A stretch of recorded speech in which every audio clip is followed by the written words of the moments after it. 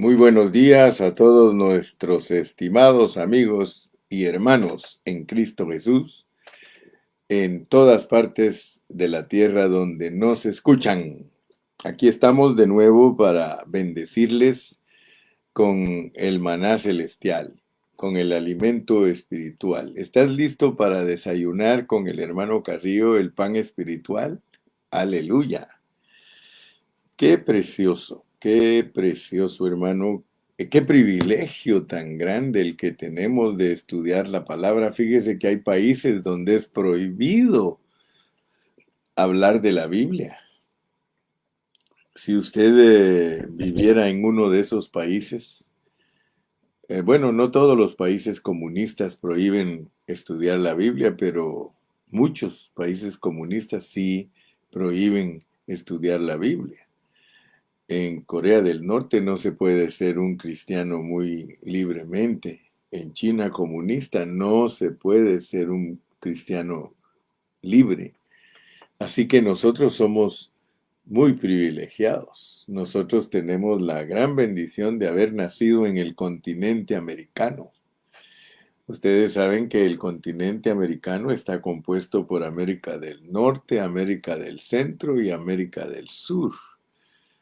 Y somos personas bendecidas al haber tenido el privilegio de Dios de nacer aquí en estas tierras donde se cree en el Dios verdadero.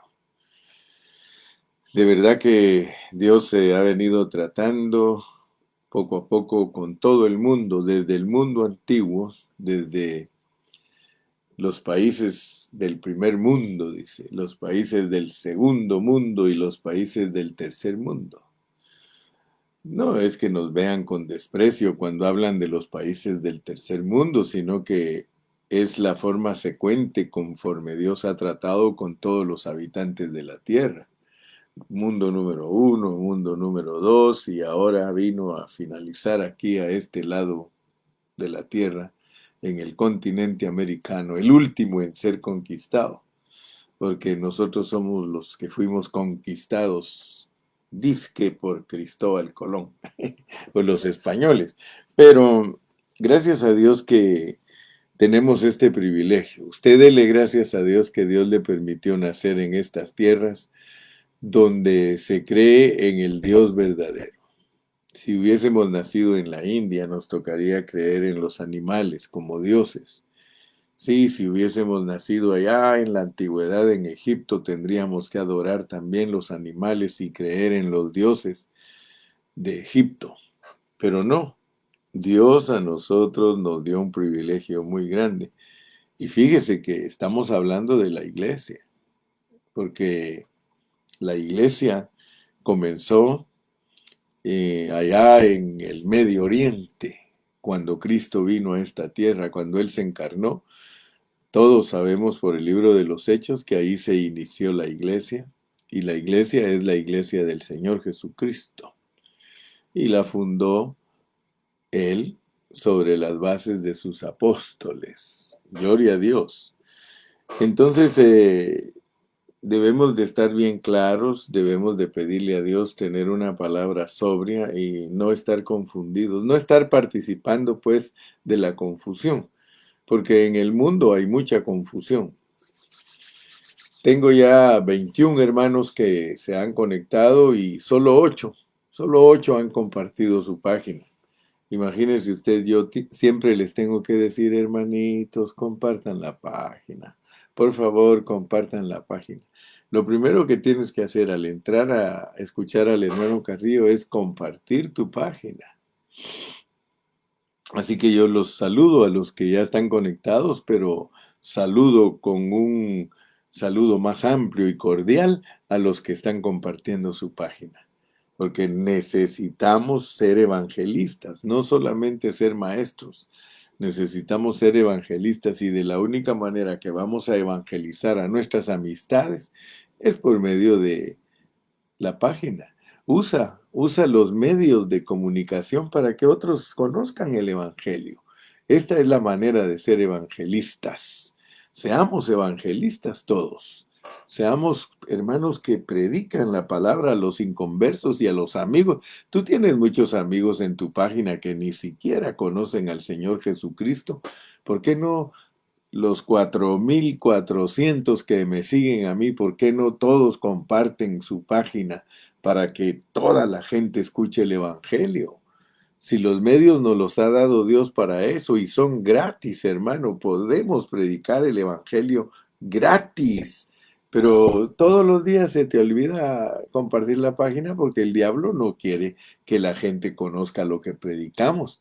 Él está contento que tú no compartas tu página porque no eres evangelista.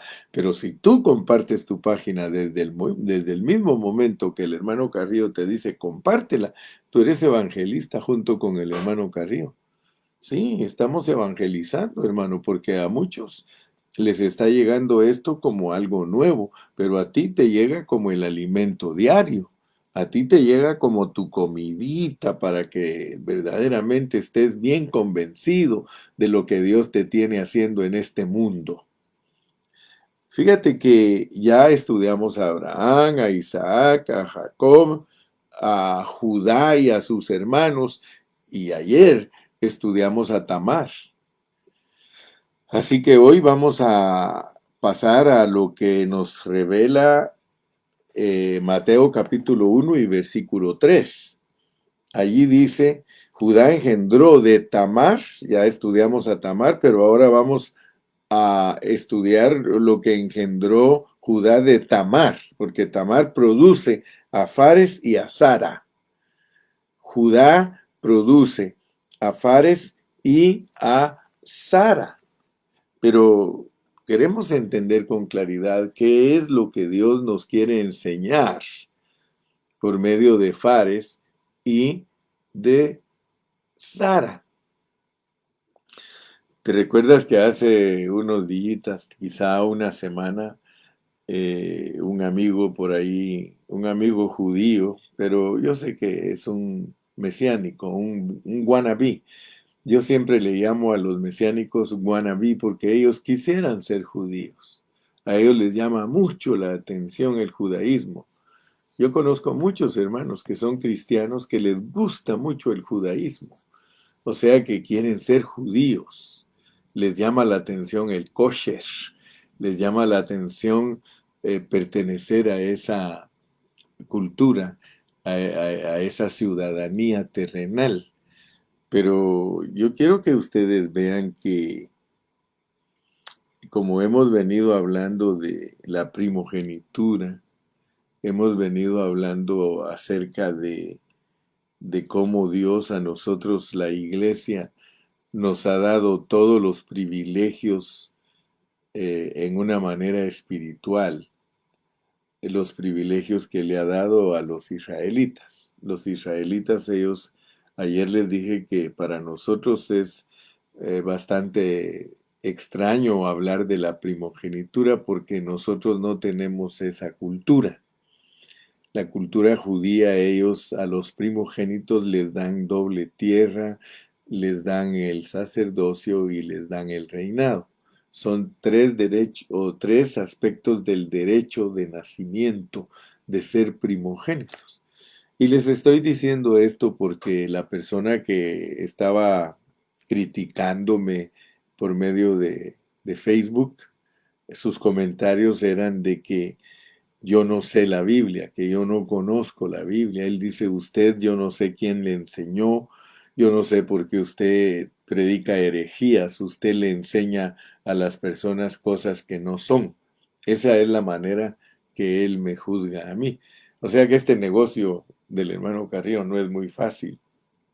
Estos business del Señor no son muy fáciles porque tengo miles y quizás hasta millones de personas en contra mía.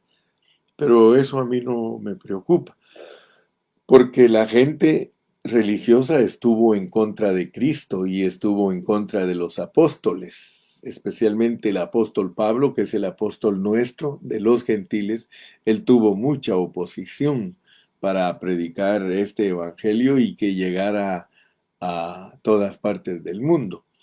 Pero noten pues, porque quiero, antes de hablar de Fares y Zara, antes de hablar de ellos, yo quiero que veamos un poquito en el libro de Hebreos, porque si ese amigo dice que la congregación de los primogénitos se refiere a Israel, entonces analicemos el contexto de Hebreos 12. El contexto de Hebreos 12. Yo les pido a ustedes que vayamos a Hebreos 12:12. Hebreos 12:12. Y vamos a ver el contraste que hay entre el versículo 12 al 23. Hay un contraste, hay un contexto ahí que analizar. Pero quiero que todos ustedes estén bien ubicados, que cualquiera que demande razón de nosotros, nosotros podamos explicar bien la Biblia. Primero que todo, quiero que leamos el 12:23, que dice, a la congregación de los primogénitos, a la congregación de los primogénitos. Pero vamos a ver por qué el versículo 23 menciona la congregación de los primogénitos. Y como nosotros siempre estudiamos la Biblia bajo un contexto, porque hay un contexto y hay un texto. Miren el contexto, por lo cual, dice el versículo 12, por lo cual levantad las manos caídas y las rodillas paralizadas. O sea que está hablando de personas judías que no estaban perseverando en lo que Dios les estaba revelando. La iglesia comenzó judía y Dios le predicó a judíos por medio del apóstol que escribió Hebreos. Les está diciendo que levanten las manos caídas y las rodillas paralizadas. O sea que los judíos se quedaron sin funcionamiento. Ellos no funcionaron a, a favor de la revelación divina del Nuevo Testamento. Ellos estaban tan acostumbrados al Antiguo Testamento que les era difícil aceptar lo que se les estaba revelando, y dice que estaban paralizados. ¿Mire? Ellos con las manos caídas y las rodillas paralizadas. O sea que, dicho en otras palabras, ellos estaban, hermano, enfermos, con parálisis espiritual. Y les dice que hagan sendas derechas para sus pies, para que lo cojo, porque nosotros somos cojos, lo cojo no se salga del camino. O sea que el escritor de Hebreos les está diciendo, ustedes están enfermos, ustedes judíos están enfermos. Y ojalá que los judíos y los mesiánicos entendieran verdaderamente el mensaje como está escrito, porque ellos lo agarran al revés. Ellos toman el cuchillo de la hoja en vez de cogerlo del mango, y ellos mismos se están haciendo daño. Por eso fue que Dios le tuvo que decir a Pablo que era dura cosa estar pegando patadas al aguijón. Eso es lo que hace el judío, y eso es lo que hace el mesiánico, y eso es lo que hace el adventista. Pegar patadas en el aguijón, que a la larga el daño es para uno. Es dañino, hermano, interpretar mal las escrituras. Es dañino escoger opiniones humanas. Dice que lo que tenemos que seguir es la paz con todos. O sea que por eso yo le dije a ese amigo que nos estaba criticando, disculpa, pero nosotros no debatimos. Aunque él me dijo a mí, yo no ando buscando debates, y como dijo la hermana Alba, no la gran, si está contradiciendo lo que nosotros estamos predicando y diciéndonos y juzgándonos. Pero noten pues que dice que tenemos que seguir la paz con todos y la santidad, que no es una manera de vestirse ni una manera religiosa, sino que la santidad de Dios es su ser apartado de las cosas que son de este mundo, sin la cual nadie verá al Señor. O sea que la vida de Dios se debe formar en nosotros, si no, nosotros no vamos a ver al Señor. No lo vamos a ver, ¿dónde? Formado en nosotros. Y por eso dice, mirad bien, no sea que alguno deje de alcanzar la gracia de Dios. Es que aquí el contexto es gracia versus ley. Gracia versus ley. Antiguo pacto versus nuevo pacto. El escritor de Hebreos estaba tan interesado que sus lectores, sus oyentes entendieran con claridad que la gracia de Dios era importante entenderla y que ya no estaban ellos bajo la ley, ya no estaban. Mire, yo no sé por qué hay tanto hermano terco y ciego y hermano y sordo que quieren imponer la ley. Es que nosotros no estamos en un pacto de imposición de ley, hermano. El adventista brega y alega que hay que vivir la ley. Otros cristianos dicen, sí, hermano, si usted vive a Cristo va a vivir la ley. Hermano, el judío quiere la ley. No, hermano, nosotros estamos para alcanzar la gracia de Dios. Fíjese que si nosotros no alcanzamos la gracia de Dios y perseveramos en la ley, nos vamos a amargar. Usted debe de saber como cristiano que si usted no alcanza la gracia de Dios, que es que Cristo haga a través de usted todas las cosas que Dios nos pide, todo. Los 10 mandamientos no se pueden cumplir, hermano, si no es por medio de la gracia. Y es más, los 10 mandamientos están también en el Nuevo Testamento. Solamente que el mandamiento literal del sábado, que es el que como alegan los judíos, ese no es para cumplirlo físicamente. Todos los nueve hay que cumplirlos, pero el 10 en ninguna parte del Nuevo Testamento dice que usted guarde el sábado literal, le dice que guarde el sábado espiritual, que es descansar de obrar en la carne. Eso es guardar el sábado espiritual, descansar de obrar en la carne. Y que para ellos es que no cocinen, que no hagan nada, que no, de la misma manera que Dios cuando hizo todo aquí en la tierra, el séptimo día descansó. El descanso es de Dios. Así que el descanso no es para el hombre, el descanso es de Dios. Él dijo, bueno, ahora descanso porque ya hice toda mi obra. Entonces, por eso el escritor de Hebreos dice a nosotros que no obremos más en la carne para que seamos como Dios, que ya no estamos obrando nosotros. Y perdone que le estoy hablando de esto, pero es que la lección de hoy tiene que ver con el obrar de la carne. Por eso, mire, siga leyendo conmigo. Mirad bien, no sea que alguno deje de alcanzar la gracia de Dios, que brotando alguna raíz de amargura os estorbe y por ella muchos sean contaminados. O sea que cuando usted no vive bajo la gracia, usted contamina a muchas personas exigiéndoles a que guarde la ley. Oh, hermano, qué lindo sería que los judíos, los adventistas y los mesiánicos entendieran que están contaminando a toda la gente diciéndoles que guarden la ley. Y fíjese que eso lo hace a uno fornicario. Dice el verso 16, no sea que haya algún fornicario o profano como Esaú, que por una sola comida vendió su primogenitura.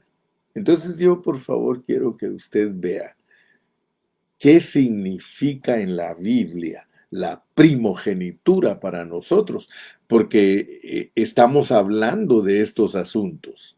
Estamos analizando cómo funciona la primogenitura, el derecho de nacimiento. Nosotros los cristianos tenemos un derecho de nacimiento espiritual, derecho espiritual. Los judíos era un derecho físico, un derecho de ley. Y dice, mire, verso 17, porque ya sabéis que aún después, deseando heredar la bendición, Esaú fue desechado y no hubo oportunidad para el arrepentimiento, aunque la procuró con lágrimas. Disculpa, mi hermano, que soy insistente. Disculpa que soy terco, pero en el buen sentido de la palabra. como me dijo un día Eduardo Amaya. Usted lo admiro porque es terco. Hermano, yo soy terco en el buen sentido de la palabra. Vive la gracia, hermano. Vive la gracia. Vivir la gracia no es vivir en desgracia como muchos creen. Vivir la gracia es que tú le des a Dios la oportunidad de hacer a través de ti todo lo que haces durante todo el día. Esa es la gracia. Vivir en desgracia es que tú quieras hacer las cosas con tus propias fuerzas, que lo quieras hacer como una ley externa. Por eso es que el escritor de Hebreos duramente habla en contra de la ley de Moisés, en contra. Míralo, dice, porque no os habéis acercado al monte que se podía palpar. Está hablando del monte Sinaí, donde le dieron la ley a Moisés, y que ardía en fuego, a la oscuridad, a las tinieblas y a la tempestad. No, no, no, no, no, tú no te estás acercando a ese monte que se llama Sinaí. No, allí sonaba una trompeta y la voz del que hablaba, dice, la cual los que la oyeron rogaron que no les hablase más, porque no podían soportar lo que se ordenaba. Pues si todos ya sabemos que la ley no la puede vivir ningún hombre. Yo no sé por qué muchos son tercos. La ley, la ley, la ley. Guarda el sábado. Hermano, Dios no está buscando que tú guardes la ley ni que vivas el sábado, hermano. Perdóname si me pongo así como un poco exasperado, pero no podían soportar por lo que se ordenaba, porque era dura la ley, hermano. Si una bestia misma tocaba el monte, la tenían que apedrear y pasada por dardo. Y tan terrible era lo que se veía que el mismo Moisés dijo, estoy espantado y temblando. Sino que os habéis acercado al monte de Sión. Hermano amado, el monte de Sinaí no es el monte de Sión. Y el monte de Sión no es el monte de Sinaí. El monte de Sión, aquí de una vez te dice cuál es. Es la ciudad del Dios vivo. Es la nueva Jerusalén. Es la Jerusalén celestial. Y esa es una compañía de muchos millares de ángeles, pero más importante lo que estamos estudiando en este momento es la congregación de los primogénitos. Es la congregación de los primogénitos, versículo 22. La congregación de los primogénitos. Entonces mi punto al introducirme en esta mañana, en la primera parte de este mensaje, es, hermano, que analices bajo contexto lo que es perder la primogenitura. Bajo contexto es que tú no le eches mano a la gracia divina, sino que te quieras justificar por medios diferentes que son justificarte por medio de la ley de Moisés. Claramente te dicen, no estamos hablando del monte de Sinaí, no estamos hablando del antiguo pacto, estamos hablando del nuevo pacto. En el nuevo pacto, un primogénito, y aquí te dice lo que es un primogénito. Mira, si sigues leyendo, a la congregación de los espíritus de los justos hechos perfectos. Fíjate que la iglesia es la congregación de los espíritus, es una congregación de espíritus. Tú quizá creas que la iglesia somos nosotros y que aún todavía tengas el concepto que somos nosotros físicamente. Tienes que tener estos conceptos totalmente claros, hermano. La iglesia no es el edificio, pero ni siquiera es el montón de hermanos que se reúne ahí. Es los espíritus que ya están hechos perfectos. Yo te puedo poner un ejemplo. Nosotros nos reunimos los días domingos, unos 200 hermanos en Ontario. Y si tú crees que la iglesia son esos 200 que están ahí reunidos, ya te dije que ni el edificio es la iglesia, ni siquiera los 200 que nos reunimos ahí, sino los que son espíritus hechos perfectos. De esos 200, no todos tienen el espíritu perfecto. Ahora tú me dirás, hermano, ¿qué es un espíritu perfecto? Es un espíritu justificado. Es el espíritu de los justos, hechos perfectos. Entonces, primeramente Dios, que Dios te dé sabiduría para poder entender estos conceptos y los tengas claros. Porque aquí nos presentan dos escenarios. Aquí tienes tú dos escenarios. Tienes el escenario de los que buscan su primogenitura de acuerdo a su antojo y su gana, y los que la buscan por medio de la gracia, por medio de la gracia, Cristo en nosotros. No tienes por qué estarte esforzando para obtener el favor divino. Ay, hermano Carrillo, usted me confunde. Yo creí que me tenía que esforzar y ser valiente, como dice en Josué, esfuérzate y sé valiente. No, es que eso es bajo otro contexto. Pero en el contexto de nuestra salvación, nosotros no nos esforzamos nada, nada. Y cuando nos esforzamos, Dios lo toma como una burla a su gracia. Escucha lo que te estoy diciendo, por favor. Cuando tú te esfuerzas en la carne por complacer a Dios, cuando en la carne quieres ganar tu alma, tú estás blasfemando. Tú estás caído. De la gracia habéis caído los que por la ley os queréis justificar. Hermano, y caer de la gracia, eso es terrible. Esaú cayó de la gracia. Esaú procuró su primogenitura por medio de un lloro y un arrepentimiento que no vale. Fíjate que no vale el arrepentimiento para ganar el alma. No vale. Tú no puedes estarte arrepintiendo para ganar el alma. Te estoy hablando que nos están diciendo con claridad que cuando Dios nos juzgue, nosotros no podemos decir que nos arrepentimos por no haber ganado nuestra alma. Si nosotros vendimos nuestra primogenitura, es decir, que nosotros nos valió un comino, nos dio lo mismo Chana que Juana, nos dio lo mismo, hermano, cebo que manteca, y nunca nosotros buscamos cómo vivir la gracia. Es que vivir la gracia, hermano, eso aparentemente pareciera fácil, pero no. Vivir la gracia, hermano, eso es elevadísimo porque es que tú no hagas nada, que tú no hagas nada, que todo lo haga Cristo a través de ti, y eso es mucho más elevado que estar tratando de ser bueno. Eso es mucho más elevado que estar tratando de cumplir los mandamientos por nuestra propia cuenta. Ahí te va, pues, porque vamos con Fares y Sara, la media hora que nos queda la queremos usar para hablar de Fares y Sara, porque Dios nos quiere ilustrar lo que estamos hablando. O sea que todos los personajes son para que nosotros entendamos lo que Dios nos está hablando. Nos da la palabra, pero nos pone tipología, nos pone figuras, nos pone a personas para entender cómo funciona nuestra salvación completa.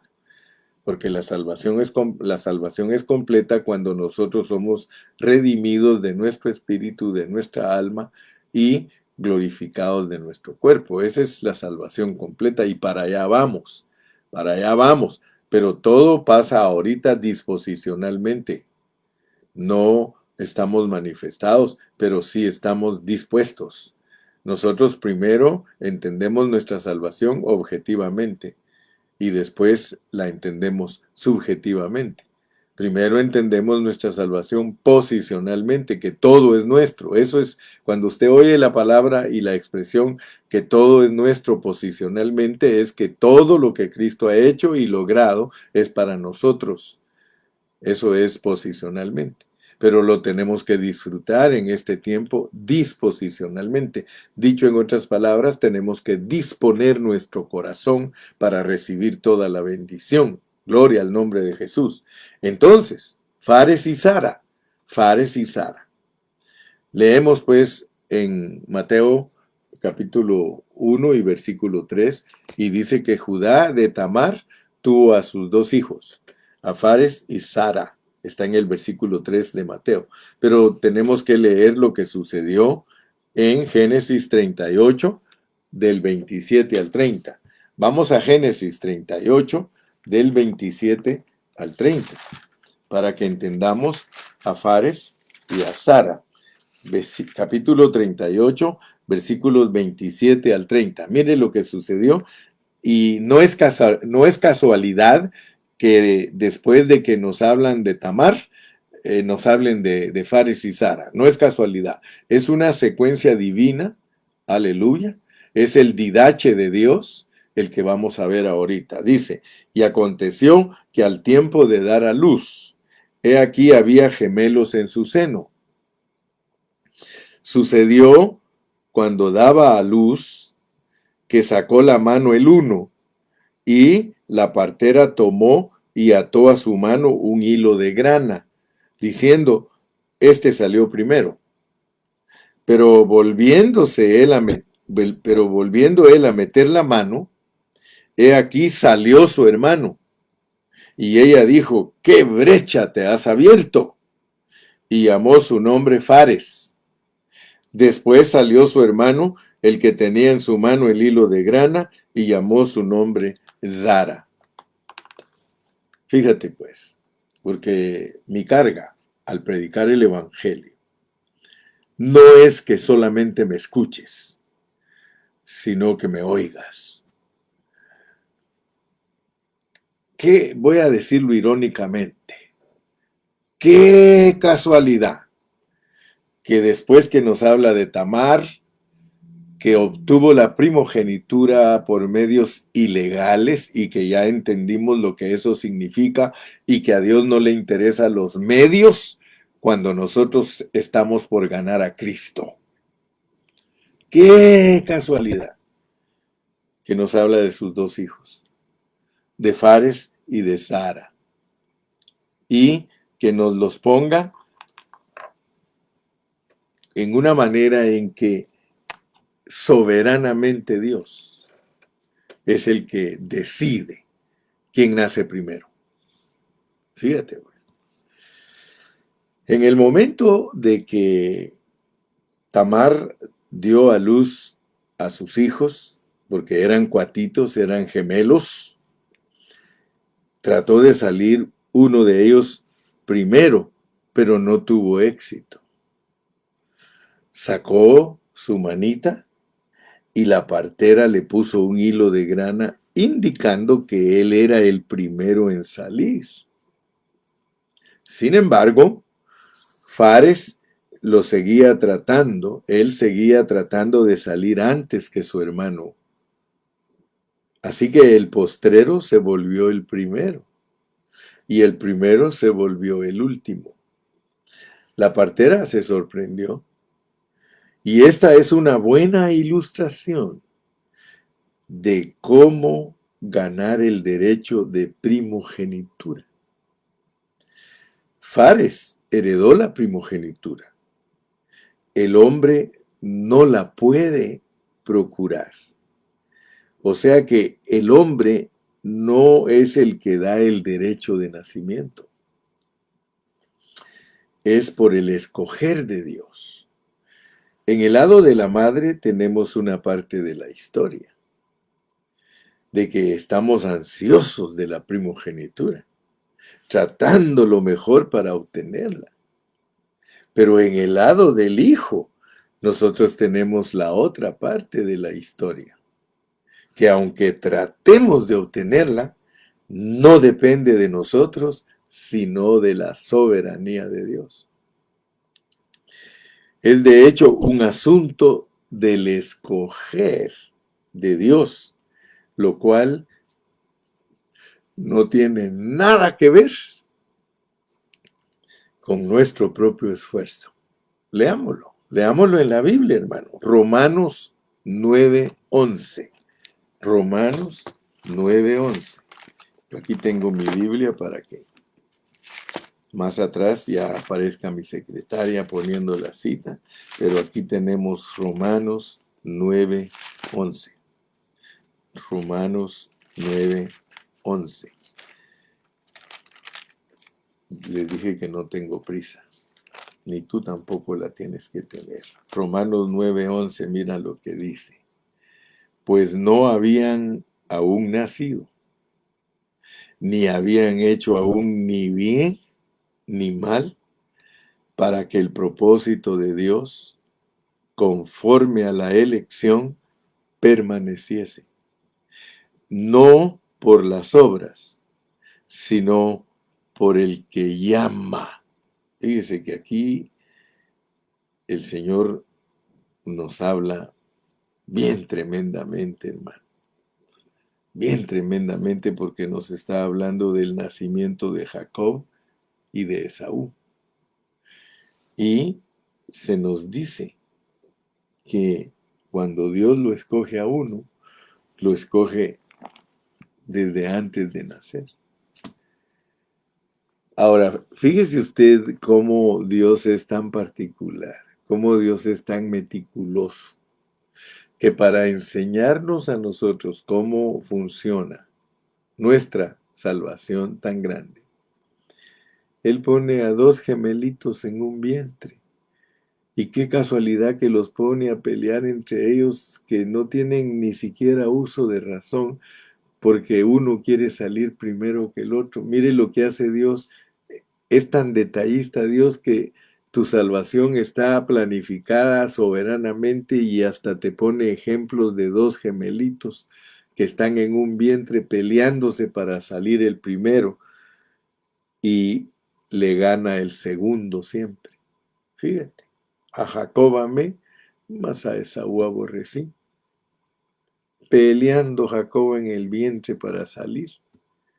Fíjate, esta lección entonces debemos de aprenderla bien, todos los creyentes, porque no es fácil para nosotros entender toda esta palabra de que nosotros fuimos escogidos y predestinados. Eso la mente natural no lo entiende con facilidad. Y no importa cuánto tratemos por nuestro medio, porque eso es lo que Dios está tratando de decirte. Mira, el asunto espiritual no es cuánto te esfuerces tú por tu medio, sino cuánto ganas de Cristo y cuánto dejas a Cristo que haga las cosas por ti. Eso es lo que Él te quiere enseñar.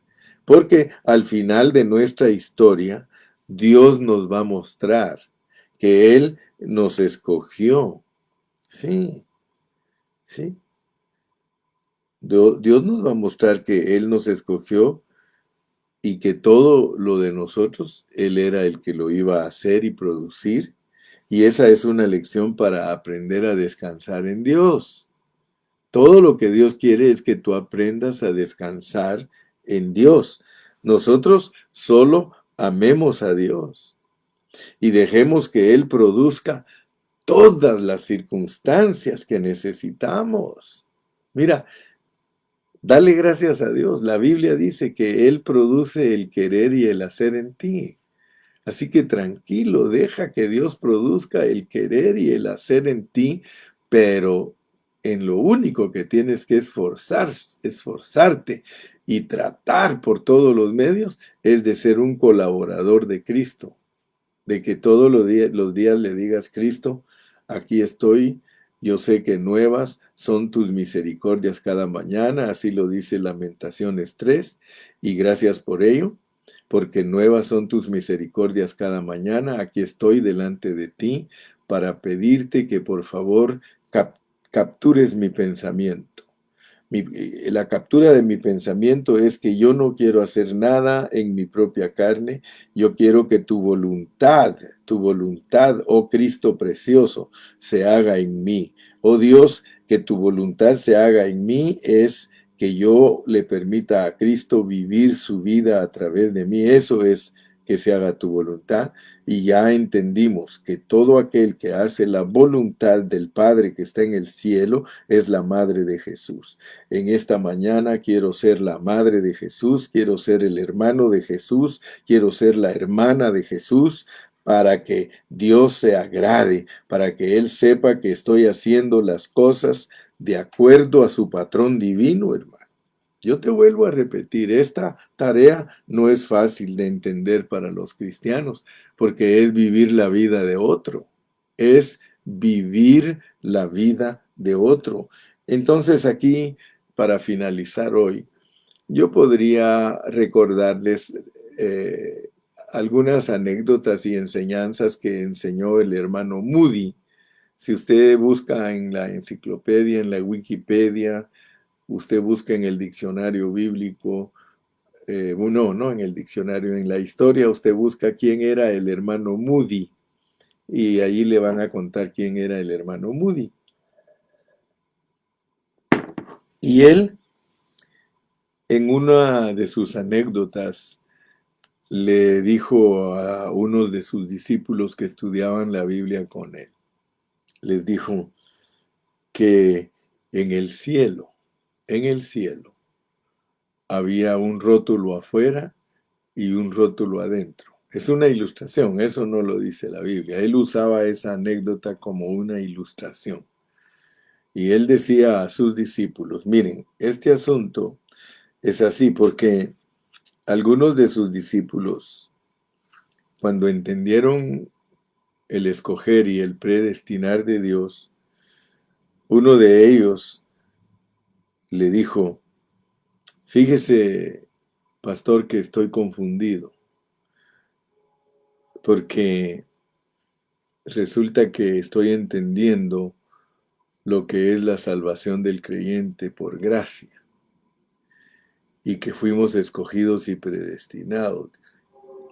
Entonces tengo miedo de ir a predicar el evangelio a la calle y se salve uno que no es predestinado. Por favor, pastor, ¿me puede explicar cómo es ese asunto?, le decían a Moody. Y Moody usó la ilustración y le dijo, mira, yo te quiero decir que no te preocupes, tú predica el evangelio y ninguno que no es predestinado va a creer. Sí, ninguno. Solo los que son predestinados pueden creer. Por eso él le dijo con un ejemplo práctico, con esos dos rótulos, él le dijo, afuera dice que solo un predestinado y escogido puede entrar. Y adentro dice, bienvenido, escogido y predestinado desde antes de la fundación del mundo. Fíjate, pues, él explicaba así, dice, mira, no hay confusión. En la entrada del cielo dice aquí solo entran los escogidos y predestinados. Si usted no es escogido y predestinado, lo sentimos mucho, usted no puede entrar. ¿Por qué? Porque nunca ha creído ni creerá. Y al entrar allá adentro, ¿va? Dice, bienvenido, escogido y predestinado desde antes de la fundación del mundo. Bueno, esperamos en Dios, ¿verdad? Que Dios nos esté ayudando para entender cómo es que funciona su propósito eterno y tenerlo claro. No andar con bagatelas, no andar ahí perdido en conceptos, hermano, ni legalismos, ni nada. No, hermano, buena cosa, dice el apóstol, es afirmarse en la gracia. Afírmate en la gracia, esfuérzate en la gracia. Aleluya. Que Dios te bendiga y si Dios quiere, mañana vamos a entrar a lo que es, vamos a entrar a lo que es Esrom y Aram, porque cuando ya entendemos lo que es Fares, que estamos viéndolo bien clarito, que no es del que corre ni del que quiere, sino del que el Señor tiene misericordia, o sea que después de Tamar, Dios te explica Fares. Y después de Fares vamos a entrar a Esrom y a Aram para entender esos aspectos en nuestra salvación. Así que por de pronto que Dios me los continúe bendiciendo. Me despido de ustedes con todo el cariño de Cristo y hasta mañana. Hasta mañana. Dios me los guarde. Bye, bye. Di adiós. ¿Por qué no te despides? ¿Por qué no nos das ahí un goodbye? Y fíjate, tengo 64 viéndome y solo 51 compartieron la página. Quiere decir que 13 de ustedes están colados. 13 de ustedes están escuchando esto y no están compartiendo su página. Antes que me vaya, por favor, me gustaría ver que comparten su página, por favor. Faltan 13 de ustedes que están conectados que compartan su página. Compártala, por favor. Comparta su página. Sí, compártala en el nombre de Cristo Jesús, se lo pido. Hasta la próxima. Hasta la próxima. Dios les guarde a todos. Bye bye.